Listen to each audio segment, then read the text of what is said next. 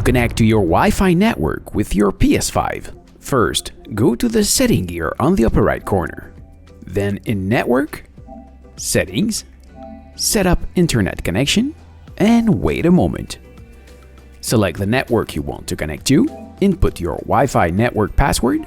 If you think you misspell it, you can have it display with the option on top of the keyboard. Finally, confirm with R2 and press OK. Wait a moment, and you're finally connected. So, this is it. Thank you for watching. I hope it helps. If yes, please make a thumbs up and don't forget to subscribe so you can find me back easily next time you need help. Now, if you have any question, please ask in the comment below. I read absolutely everything and I'll maybe even make a video just for you. Finally, that video was free, so yes, I accept donation. Thank you very much in advance. Take care, and I hope to see you again, maybe on my main channel. See ya!